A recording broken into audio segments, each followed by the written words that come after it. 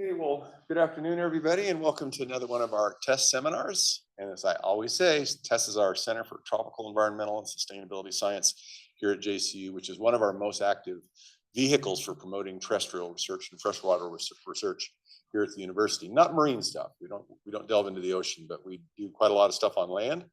And I'm pleased we did a count of some years ago.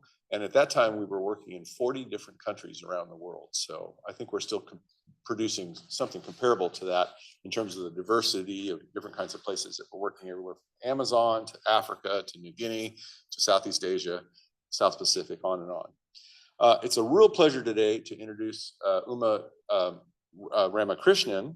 Uma and I collaborated recently on a paper that was published in Nature on, oh yes? Uma, are you hearing me? There's a green light here. Yes, I can hear you. I can hear you. You can hear me. Okay, I think we're okay. All right. Sorry, what was I saying?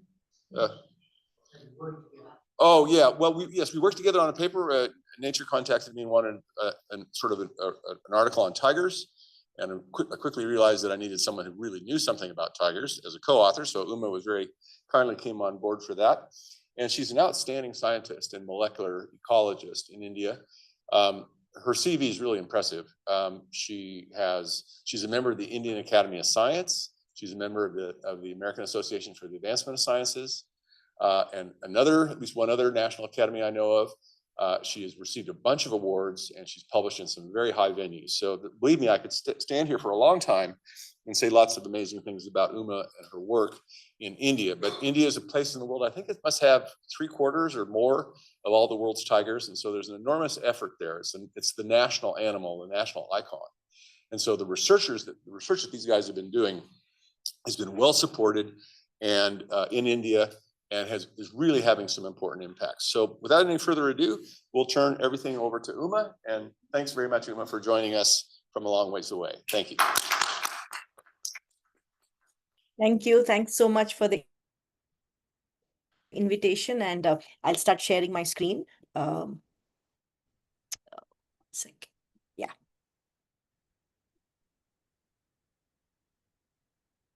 So hi, I'm Uma. Oh, 1 second. I hope you can see my screen.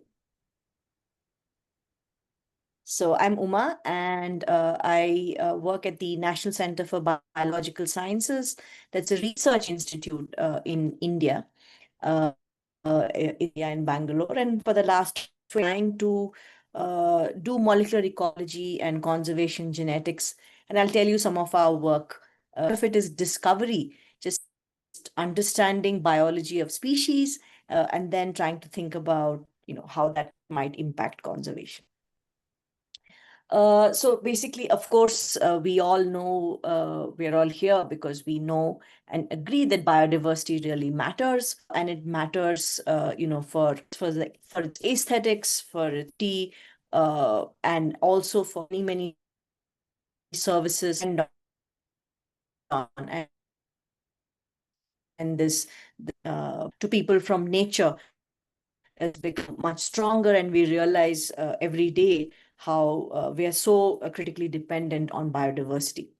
At the same time, we know that biodiversity is rapidly declining and extinction rates are high for a variety of reasons, and this has been discussed in many papers and also in policy fora. But as a biologist, I guess the question is,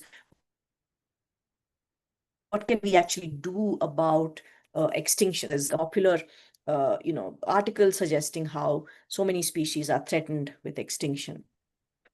So the idea of studying extinction is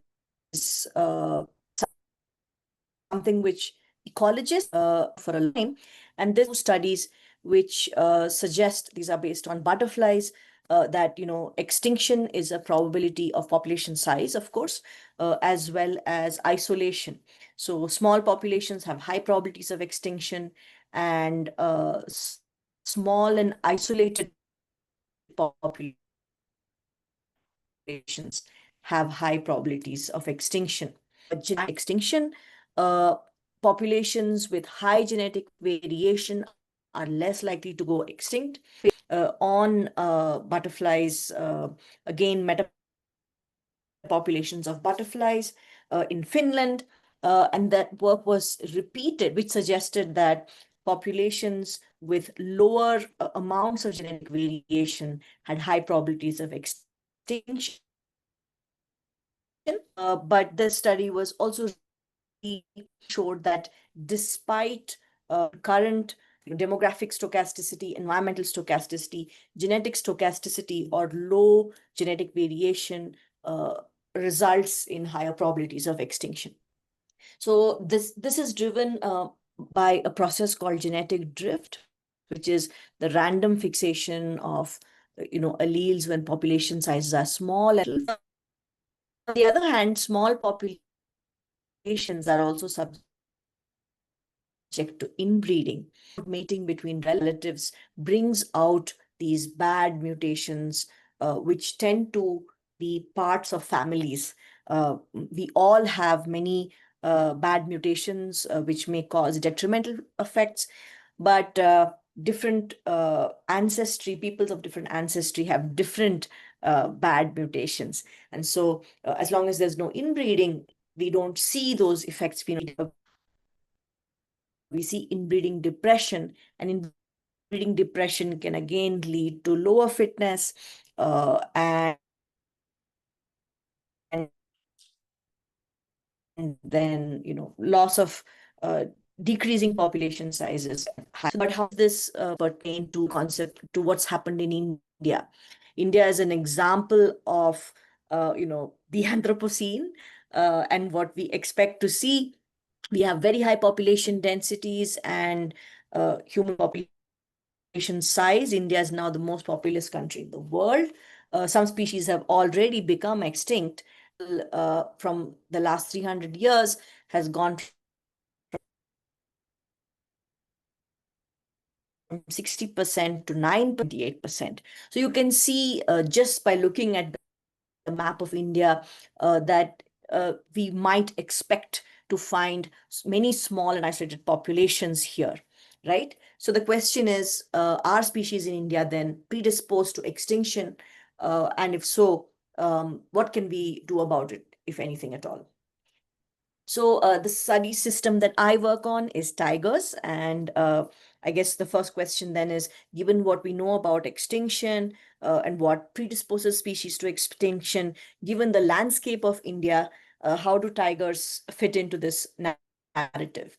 So basically, what we try to do is to understand probabilities of extinction or trajectories towards extinction, but using a genetic lens. What you can see here is a distribution map, historical and current, of tigers, and there already has been extinction of several tiger populations. For example, South China tigers, the Caspian tiger, island Southeast Asian tigers like the Javan tiger, and so on. So it's not something very unimaginable. There has been extinction of certain populations of tigers. And so the question remains, maybe provocatively, will tigers go extinct in India? If so, why and where? And can we do anything about it? So basically, the talk I'm giving today, it's kind of in three flavors. I'll talk to you a bit about the science of understanding connectivity and isolation in a sense.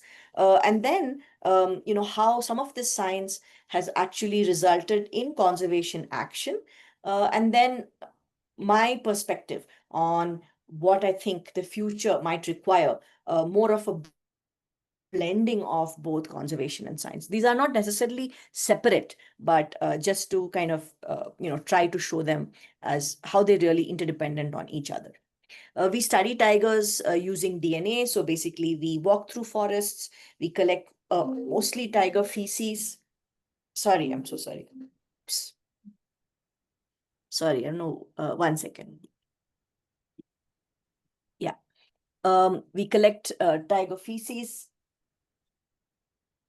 Sorry. Yeah. Yeah. I just got this port so that I can make sure there's no internet issues. It's connected. Um,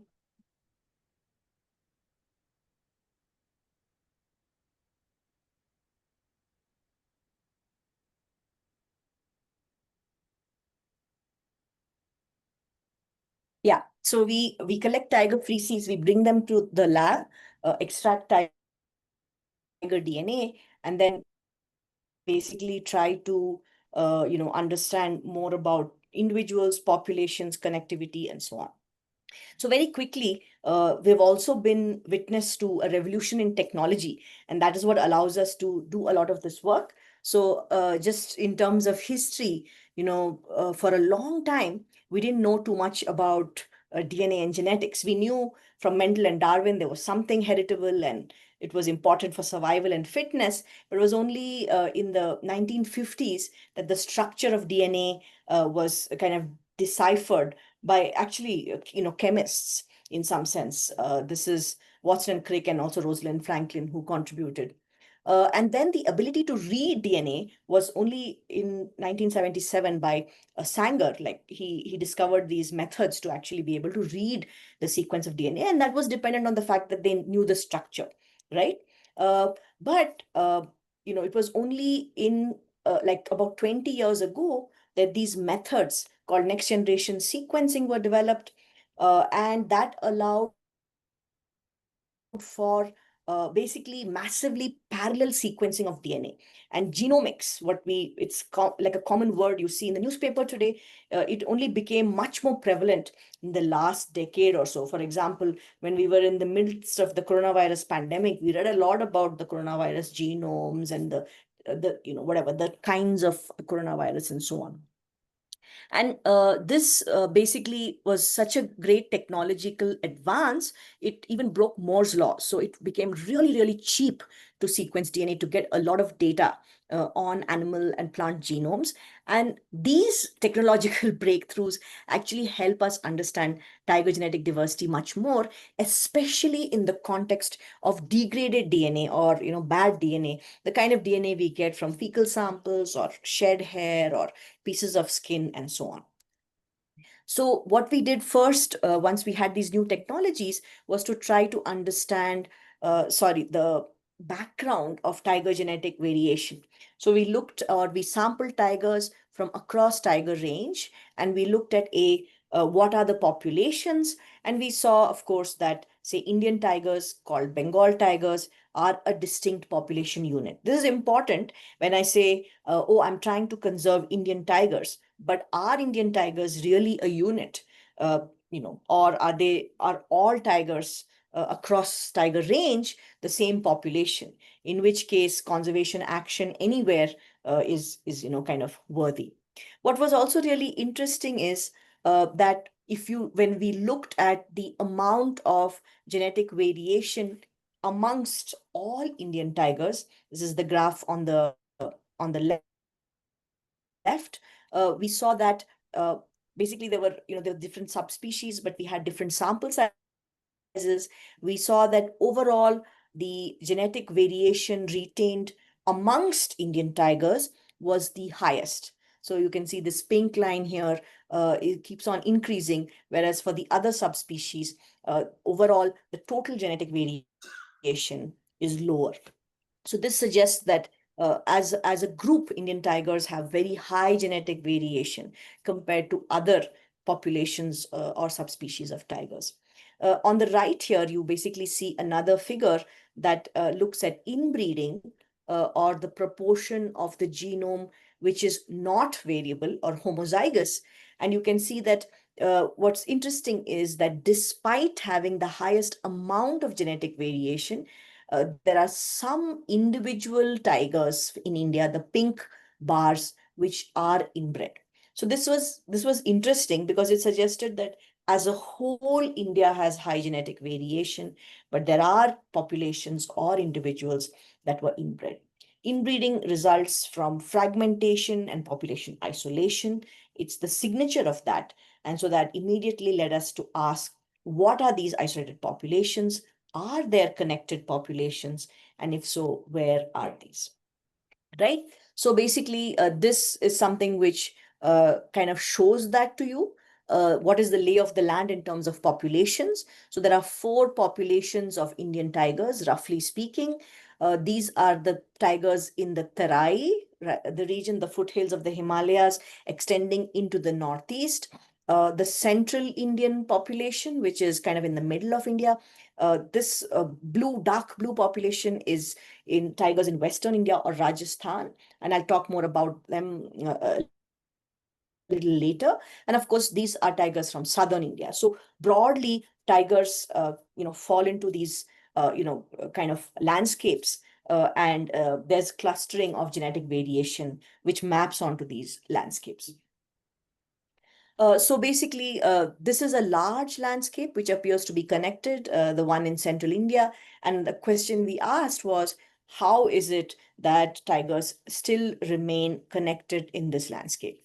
So this is work by a PhD student, Prachi Thatte, where we actually did landscape genetics to try and better understand connectivity. So we sampled tigers from all these different areas in the central highlands of India. We extracted DNA from their fecal samples, and we basically looked at, genetic sharing versus differentiation and how that correlates with landscape features. So that's basically how landscape genetics works. And what we were able to infer, this is a correlation, is that some areas and some types of land use had high resistance. So high traffic roads and high density human settlements like cities were barriers for tiger movement. And basically, tiger movement or lack of movement is inferred from genetic sharing or lack of sharing, right? So basically, you can see the same landscape now colored by basically the resistance. And what's really interesting is you can see that the big cities and the highways really pop out as high resistance or potential barriers for movement. Another way to look at this was to think about it in terms of population size and isolation, or the 2 factors which predispose populations to extinction. And what we did was, in this case, we modeled population survival 200 years into the future for various kinds of developmental scenarios. And what we found was, for example, that large connected populations, which are basically on the bottom right quadrant, high population size, low isolation index, always, were sustained. So they survived. Whereas the small isolated populations on the top left quadrant often went extinct, had high probabilities of extinction. But there were a bunch of populations in the middle. So each of these dots is basically a protected area or a tiger population in the larger landscape.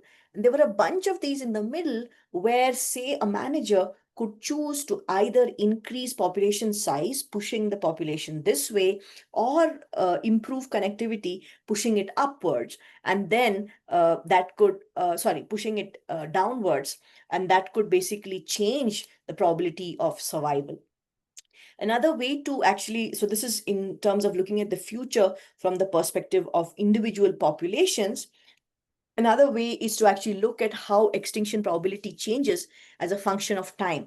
So this is, for example, a scenario where all the protected areas are fenced, okay? And this is an option being explored because as I'll talk about later, there is a human-wildlife conflict. And so sometimes, managers suggest, let's just fence all the protected areas and let's actively move individuals back and forth. But basically, what this suggests is that, many protected areas would have a high probability of extinction should managers resort to fencing. And what this means is also this whole landscape, this large connected landscape, is really a metapopulation. It's sustained by movement of individuals. Any particular tiger reserve is not really, does not have a high chance of survival on its own, because on an average, the numbers of individuals in these populations are small. But in the landscape, the total number of individuals is enough, especially with movement. Okay. So what?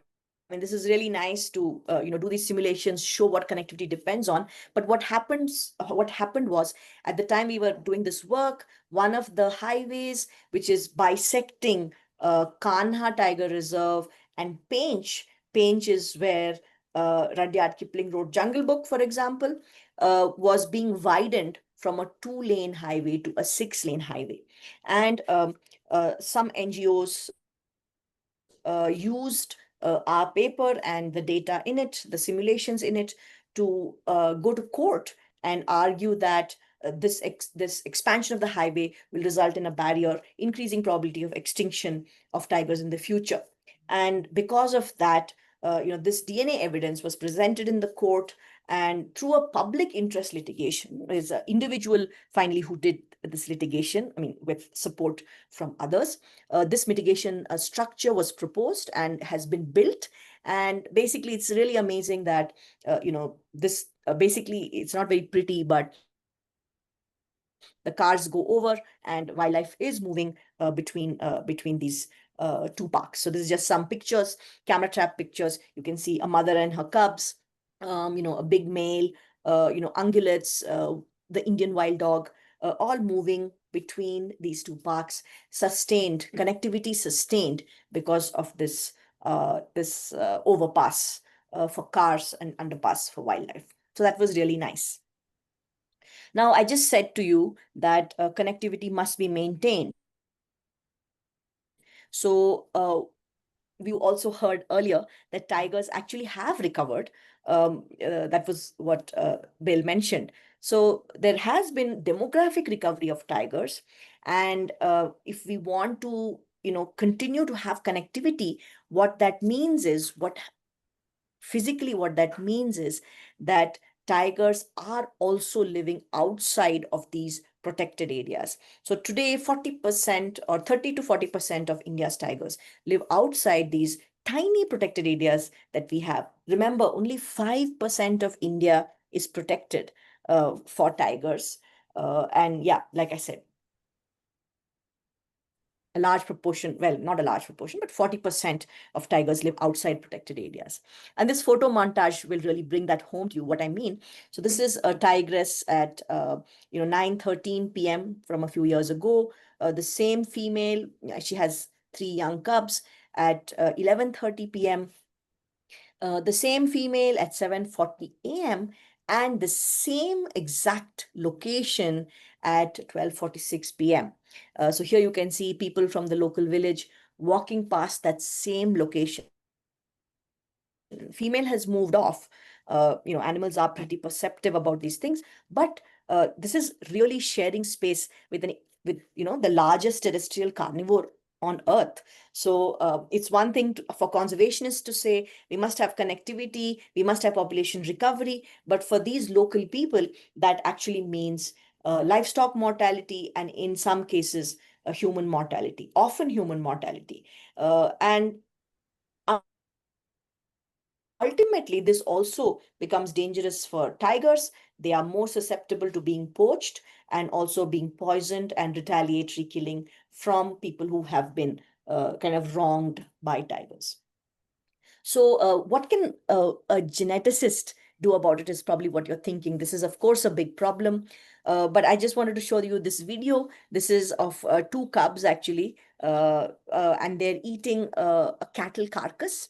And I don't know whether any of you have cats, but you might notice that they really handle their prey, and they're very clean. They lick their prey, and this means they leave a lot of biological material on their prey.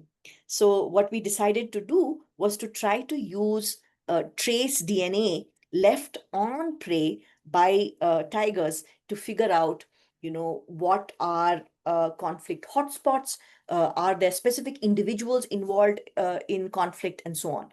The narrative so far has been that there are problem individuals, individuals that are involved much more in conflict, and if they're taken out, the problem will be solved. So this is what we sought to ask. And basically what we did was we sampled jugular bite marks, lick marks, hair from the carcass of a cattle, and so on. This is work with Prasen and Himanshu. And we basically asked, can we, from these different source DNA, trace DNA sources, identify whether the predator is a tiger or not, and whether we can identify which individual tiger it is or not. Okay, so we basically worked primarily in a protected area called Bandhavgarh Tiger Reserve, which is in central India. But we also did some pilot studies in Kanha. We basically sampled 142, about 200 total kills, 142 outside of Kanha, of Bandhavgarh. So you can see the kills, these are cattle kills, are in both the core and the buffer, right? So by the way, the buffer is in India, the protected areas have a core area and a buffer. The core is inviolate, no, theoretically, no people, cattle, and so on inside. And the buffer allows for use by people, but often you can see there's a lot of cattle in the core as well, right? So what did we find? So first of all, we did this sampling in different seasons just to assess how well does it work as a method. And we found that in 86% of the kill sites, we were able to identify at least one tiger. Overall success of identifying individuals in the monsoon was the poorest. So it required the most number of samples collected at a kill site, 16 in the monsoon, whereas the winter was the best. This makes sense. The winter is cool and dry, and that's the best conditions for DNA preservation, whereas the monsoon, probably a lot of the DNA gets washed off from these cattle kill sites. Overall, we also found that shed hair, so when animals eat, they shed hair, or like they get hair scratched off, works really well. And saliva was a bit more variable, but overall, we were able individual tiger, not just that it is a tiger or not, at 86% of the kill sites. Now, what was really interesting, and this is still a pattern, so I think we need to do more work to explore this more definitively, is that on this graph, what you can see is what was the how many kill sites had one in the how many individuals were found at only one kill site, only two kill sites, only three kill sites, and so on. So if there are problem individuals, you should have one individual found at many, many, many kill sites, right? But that's not what we see. We see that most tigers were at only one or two kill sites. In fact, if you total the numbers up, almost 50% or more of that protected area's tigers were involved in cattle kill. Okay, so basically you can also see this on the left, on the right. You can see there are these kind of hot spots of the kill sites, and overall there were some spatial hotspots where there were more kills, cattle kills, but they seem to be quite distributed across. So basically what this tells us is there aren't really problem individuals. Cattle are abundant, and these are predators. They are probably easy prey. They're easy to kill. Actually, they often sit down when tigers run toward them. So it's basically an ecological response where there's prey, and these are carnivores, and they're going to take the prey. It's not that there's specific individuals which are only indulging in cattle kill, and taking those individuals out of the system can solve the problem. So this is going to be a tough nut to crack, and I don't think I have a solution. Maybe I'm creating more of a problem here by elucidating these things.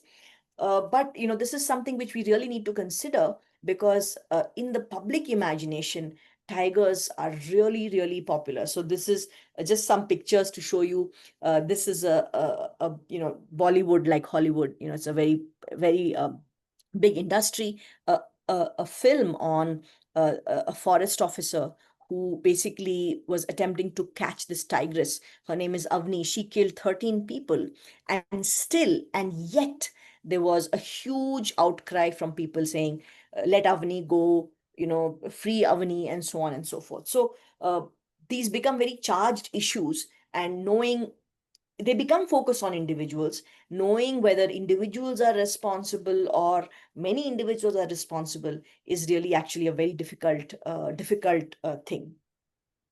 So, I mean, can we actually then genotype tigers? We can genotype tigers from conflict sites, but what we don't know is who those tigers are, right? We just have a genetic ID, but we don't have that ID tied to a physical tiger. And the only way to do that is to actually have an individual database and also rapid individual identification. So for example, this is something which has been attempted in the kakapow, which is an endangered bird from New Zealand. And basically they know every single individual and they have a profile for it, a genetic profile, and they can actually, when there's some animal moves or something, they can figure it out. Of course, it's a very controlled situation, very different from the case for tigers.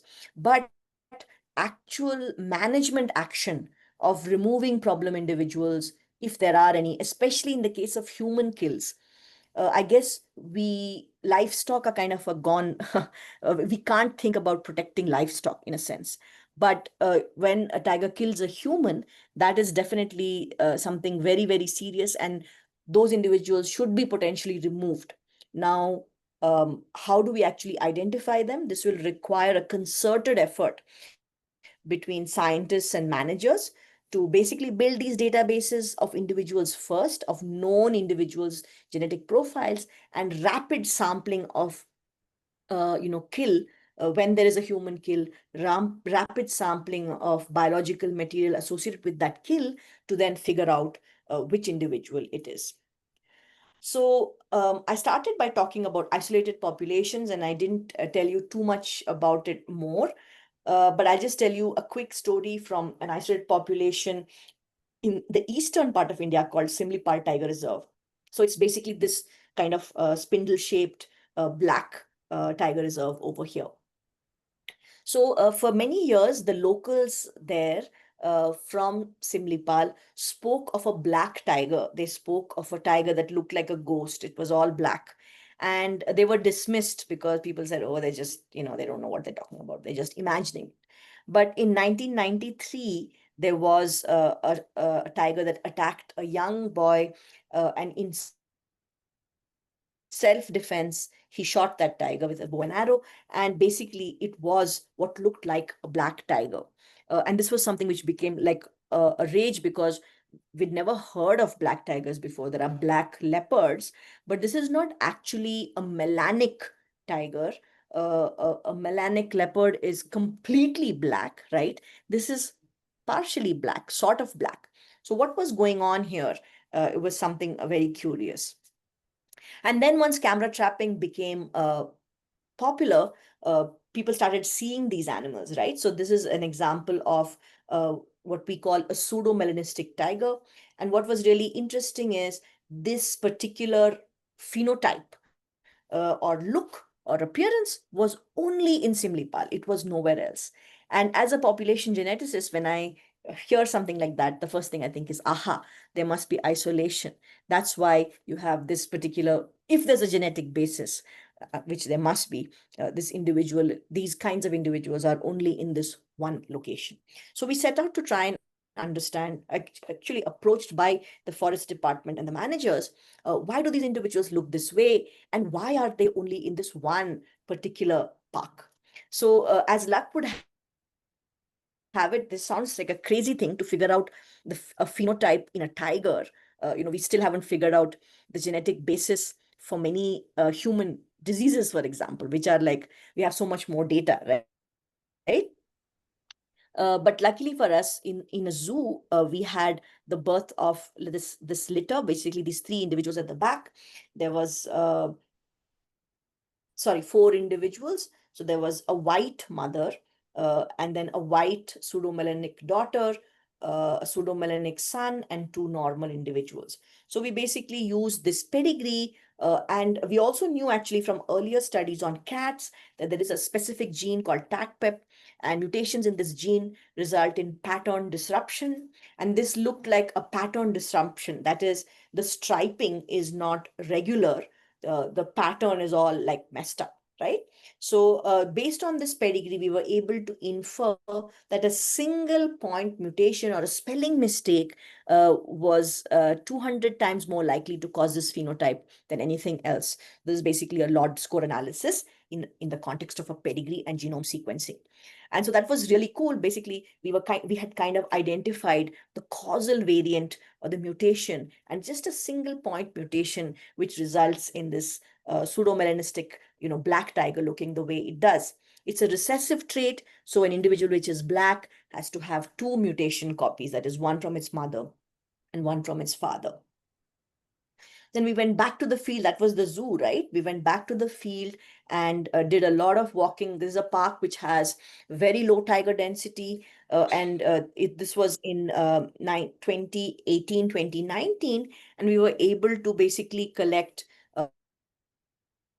several samples, bring them back to the lab, genotype them for this mutation, and calculate the frequency of this mutation, which turned out to be 0.58. That was really high, given that this mutation didn't seem to be anywhere else. Was it really? So we had to test that. Maybe individuals looked normal, but they had the mutation, they were heterozygote. So we looked at about 400 individuals across tiger range, and we found that none of them, except the ones in Simlipal, had this mutation. So that was really curious. Why was this mutation at such a high frequency in Simlipal Tiger Reserve? So basically, we looked at it genetically, not the mutation, but the individuals in Simlipal. And this PCA, for example, shows that these are other populations in central India, the broader landscape that Simlipal is part of. But Simlipal is genetically distinct from these other populations in the central Indian landscape. We also looked at relatedness between individuals, and we find that on an average, individuals in Simlipal are almost as related as SIBs. There's another example. This NW is Northwest or Ranthambore, another known to be inbred population. So Simlipal individuals were genetically distinct, implying isolation, and they also had high relatedness, suggesting possible inbreeding. And finally, we used our inferences of landscape genetics and landscape permeability from central India to project whether Simlipal indeed should be connected from a landscape perspective, and allowing dispersal thresholds, for example, of 200 kilometers. It was isolated. There was no way tigers were going to make their way to Simlipal. You can see Simlipal is on the extreme right. If we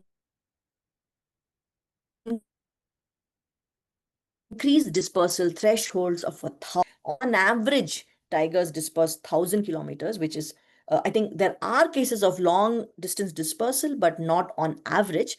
There was some appreciable probability of tigers dispersing to Simlipal. So in this case, Simlipal is isolated, but simply because it is too far. So this goes back to our discussion of central India, where we said that, this landscape in general is sustained because there's movement. It's a metapopulation, right?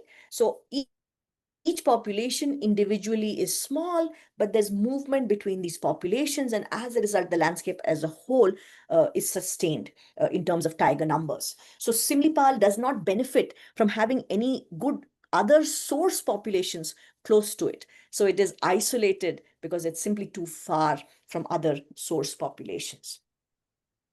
So we also did some simple simulations to ask how could the frequency of this mutation be so high in Simlipal? And we found that it has to have been through an extreme founding event. So basically, irrespective of when the founding happened, the only way we could have such a high frequency of this black mutation in Simlipal was if it was, result of a very strong bottleneck of 2 or 3 individuals. So the frequency, we're continuing to follow up on this population. And in fact, we went back in 2023 and, the most recent results from the lab already show that the frequency of this mutation has gone from 0.58 to 0.7 in the matter of one tiger generation. So this is expected. The process of drift or random sampling of alleles in a small population will tend to favor more common alleles. So like anything in any stochastic process, you tend to lose rare things. And so in this scenario now, the normal or the wild type, the normal tiger pattern mutation has become rare, and this black mutation has become common. So we predict then that over time, this black mutation will become fixed, and all the tigers in Simlipal will be pseudomelanistic or black, unless there is gene flow, unless there is new individuals who come in. So after we published this paper, it actually got quite a lot of attention from the forest department. And in the paper, we proposed genetic rescue, which is bringing in individuals from another population simply to increase genetic variation, because we know that higher genetic variation is good, but also over time to reduce inbreeding. And actually, amazingly, the National Tiger Conservation Authority, kind of prodded by the Odisha Forest Department or the people from the state where Simlipal is, approved the translocation of individuals for genetic supplementation. So this was the first time genetics was acknowledged in a conservation document, in a sense. There's always more discussion of numbers. You always see headlines about tiger numbers increasing by X, Y, or Z, right? So this was really amazing. And actually, two tigers, two individual females were brought from the central Indian landscape into Simlipal, and we're continuing to monitor how this genetic rescue is going to play out. How is it going to impact the future generations of tigers in Simlipal? Now, all this is fine. It's kind of crisis management, understanding what's happening today. But how was isolation built up in the first place? How did Simlipal become isolated? The only way to figure this out is to go back in time, and this is what we're attempting to do now. So basically, trophy hunting of tigers has been going on for a very long time. These are some old paintings, pictures of bounty hunting by the British. Bounty hunting started more than 200 years ago, and there's many, many, many, many trophies of tigers which exist still in the world today. Some more pictures of famous hunters with the tigers that they've hunted. So what we've been doing is going around India as well as other locations. This is, for example, a tiger hunted by Queen Elizabeth. Uh, and actually trying to sample material from these tigers. And many of these, so this is a palace, and that's me on a very shaky stool, basically are in high degrees of disrepair. I mean, these are erstwhile royal families. And basically, this we were not sure whether any of this material will yield DNA at all. You can see, for example, this palace has been through a fire. This trophy is in extremely bad condition. And we thought, well, let's go and see whether we get DNA from any of these kind of trophies across the country. There's another picture of a trophy room. You can see there's so many different tigers and so many other animals, wolves, hyenas. It's just crazy the number of animals which were hunted and have been prepared as trophies.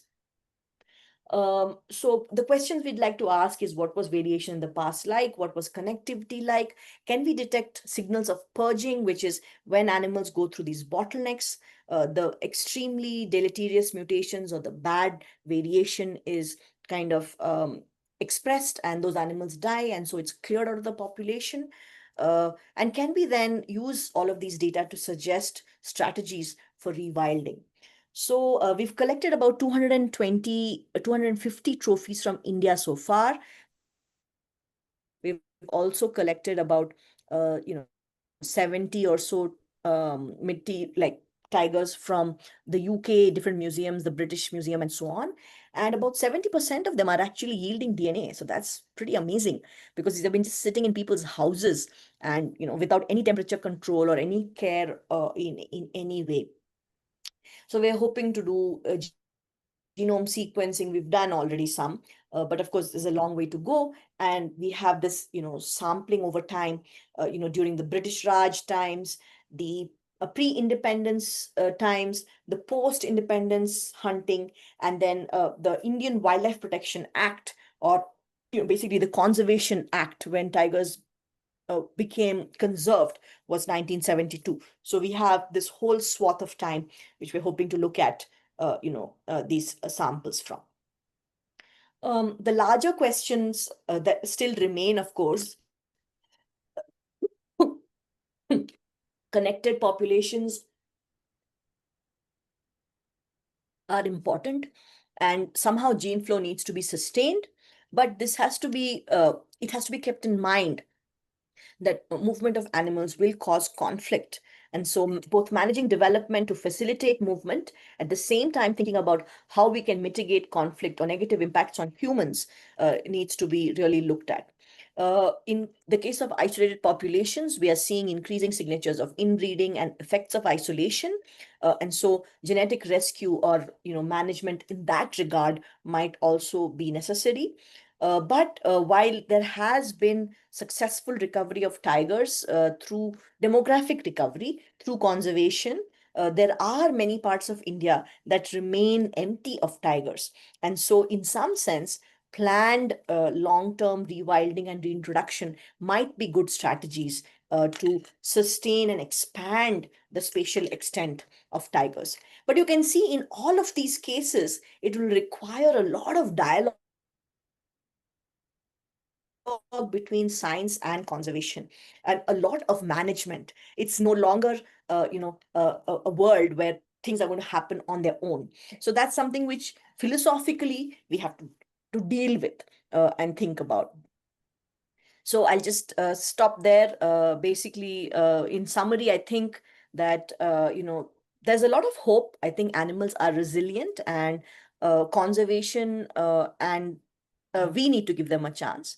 But and science can be used for discovery to find out things like what affects movement, and why is something like why are the black tigers here, why are they black, so on and so forth.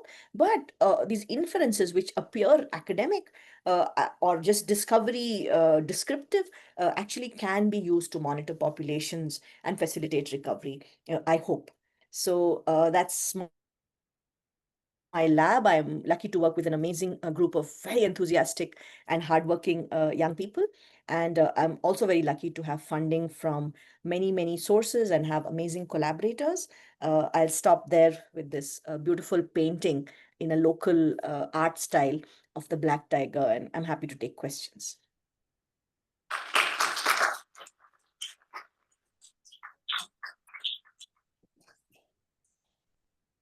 Thank you, Uma. Very interesting talk. Questions here or any questions online as well?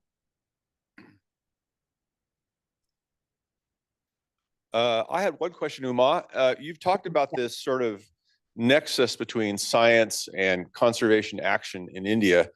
And could you just tell the audience a little bit about this? Because the government, the power, the ability of the researchers to influence policy seemed to be very high to me. And I remember seeing in 1 year, the government hired 44,000 people to survey tigers. Is that a correct number? I mean, that just seems an incredible effort to me, and commitment. Yes.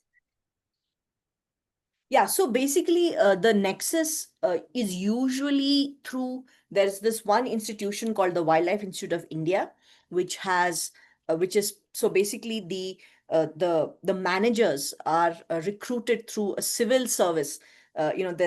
Basically they are bureaucrats in a sense, right?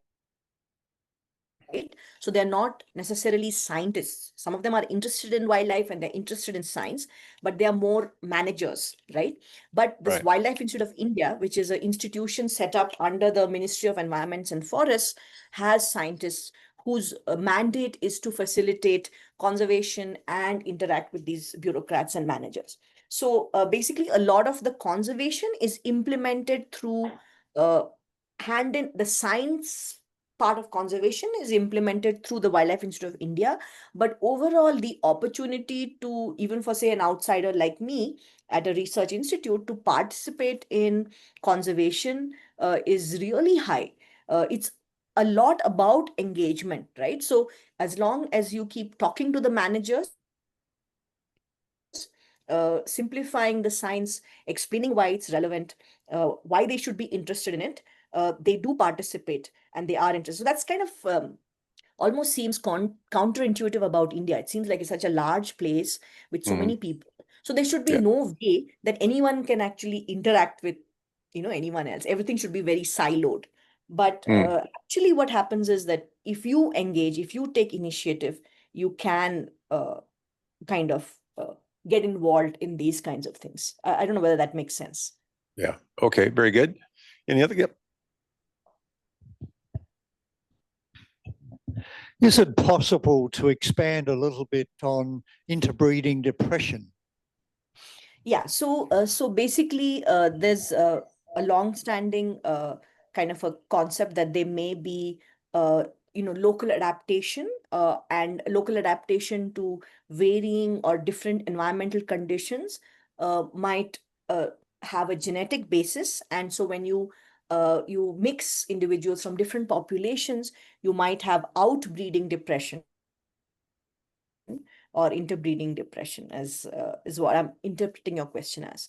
But from what the data we have so far, we do not see, we see signatures of local adaptation in Siberian tigers and some signatures of local adaptation in Sumatran tigers, but no populations of Indian tigers seem distinct because of adaptation.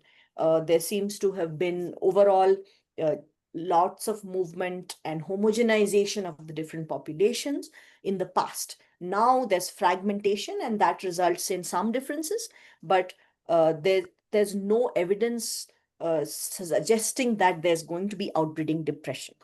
But of course, like everything else, we would have to see with time whether that's the case. There may be some populations, for example, the mangrove tigers.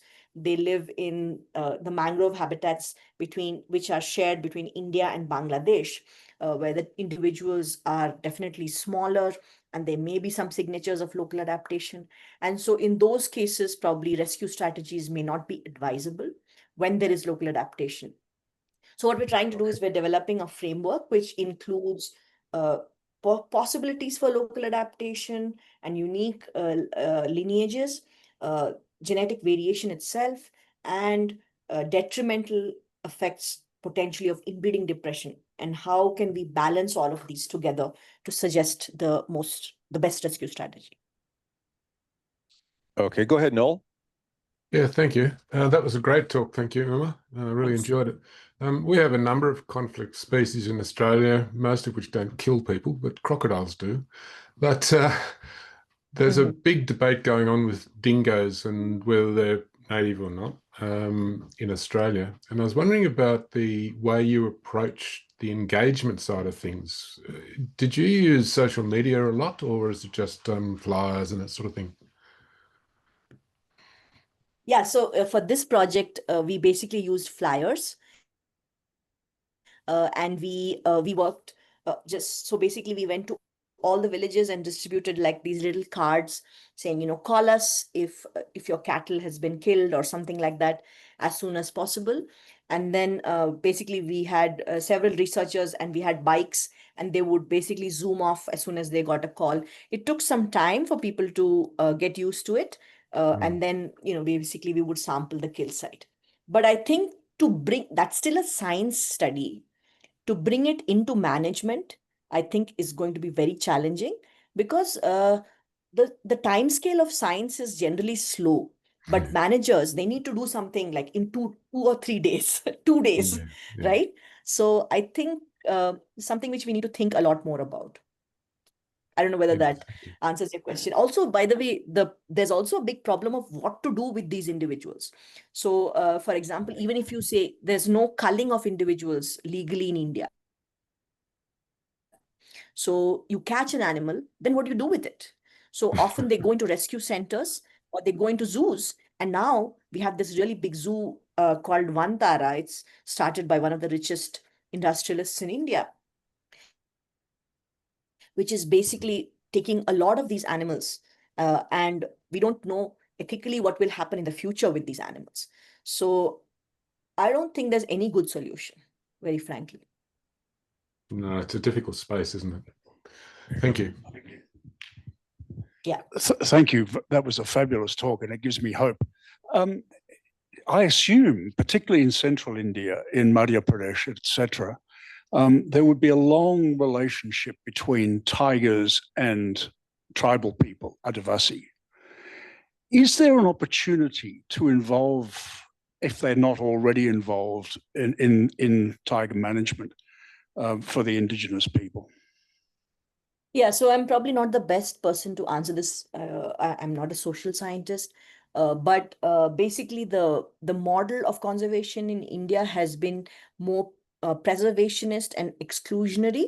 So like I said, the tiger reserves are inviolate, and so people are excluded from those spaces. Now there are some parks in India which the local people have resisted from it being declared a tiger reserve, because the minute it's a tiger reserve, it's inviolate and people have to be booted out. On the other hand, if it's not a tiger reserve, it's a protected area, people can still use that space. As far as that's for people and tigers living in the same space. As far as the involvement of Adivasis or local communities in conservation, I think we have to think a lot more about this. How could they be involved? As a scientist, I think what would be nice is to also get them involved, or at least students who are interested, involved in understanding that science is also playing out in their backyards. Science is not just, something which has happened in Europe or the US. Science can happen around you, and that understanding or appreciation is something where, for example, we can interact, because there's also a lot of social, like there's a lot of urban social gradients with communities and stuff like that. So I think this is something which a lot of people are thinking about, but as such, the conservation movement in India is based more on an assumption of tolerance from local people and acceptance from local people, but not really participation. I don't know. I hope that makes sense. Thank you. Yeah. Anybody else? Questions? Oh, yep. Okay, here we go. Just thank you so much, Uma. Just following on from what you said about the tolerance and acceptance, I know you said you're not a social scientist, but it was interesting seeing how your data proved that very rarely is a single tiger responsible for multiple kills at the kill sites. Have there been any social scientists on your team who've been looking at some societal engagement and involvement in rural villages to re-educate, to get to listen to how the local people do persistently maybe believe that a single tiger is responsible, and just in terms of changing that community mindset? Has there been any work to be done on that, or is that in the future as well? I think that sounds like a great idea. Sorry to interrupt you. That sounds great. I mean, so unfortunately, in India, most of the research happens in these research institutes, which are really like ivory towers and small islands. For example, the place where I work, there's only biologists. And so I think the opportunity for collaboration doesn't happen as much as it should, but that sounds like a really good place to start. As far as Central India is concerned, Ruth de Vries and several others have set up what's called the Central Indian Landscape Consortium, where there are many scientists who kind of come together once in 2 years to meet and talk. Not just scientists, many researchers in all disciplines, and maybe these are things which that would be a really good thing to think about. How do we communicate that it's multiple individuals? Now the problem is, how does that affect what they think? Like, what do they do then, right? That's right. Yeah. Yeah. So somehow I think human psychology, we want to blame one person or one thing or one event or something. Maybe, I mean, I'm being philosophical. That's not an objective. That's not a like an objective thing. That's just that's my opinion. So then, when if it's not a simple thing, then what is the solution? So knowledge without a solution is not really appreciated. That's very interesting. Thank you so much. Any other questions? Okay, Uma, thank you very much. I think the consensus here was that it was a very good talk, a very interesting talk, and one where I think we can all see some connections with our own work. So thank you again, Uma. Really appreciate it. Thank you. Thank you so much. Yeah, bye.